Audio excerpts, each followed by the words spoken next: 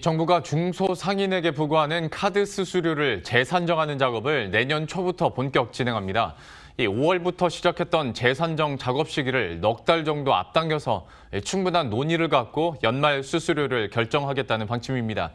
지난번 카드 수수료를 결정하는 과정에서는 이해 관계자 간의 갈등이 첨예하게 불거지는 등 검토 과제가 적지 않다는 점이 영향을 미친 것으로 보입니다.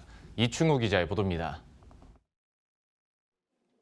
금융위원회는 내년 1월부터 카드 수수료에 반영되는 적격 비용을 산출하는 작업을 진행하기로 했습니다.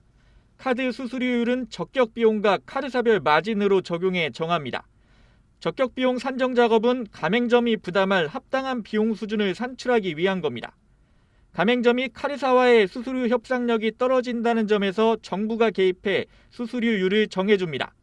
특히 우리나라는 가맹점이 신용카드 결제를 거부하지 못하도록 한 의무수납제가 도입돼 정부 주도로 수수료율을 정하고 있습니다. 2012년부터 3년 주기로 연말 카드 수수료율을 정해 이듬해 적용합니다. 지난 2018년 적격비용 산정 작업은 5월부터 진행됐습니다. 그런데 이번엔 넉 달가량 앞당겨 적격비용 산정 작업을 진행하는 겁니다.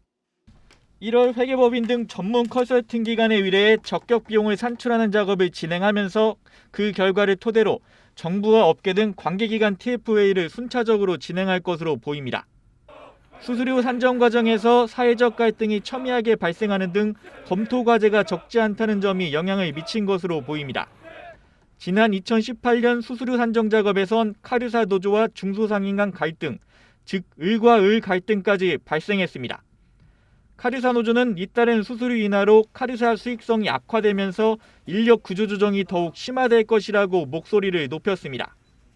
경기 침체에 코로나 사태까지 겹치면서 소상공인 경영 환경이 악화되고 있는 만큼 이번에도 수수료율 산정을 둘러싼 사회적 갈등은 정부 주요 해결 과제 중 하나로 부상할 것으로 보입니다.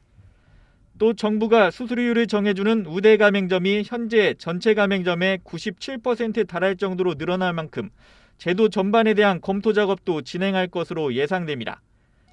금융위는 이번에는 1년 가까이 충분한 시간을 갖고 수수료 협의를 진행하기로 했다며 내년 1월 적격 비용 산정 작업을 본격 진행할 계획이라고 밝혔습니다. 머니투데이 방송 이충우입니다.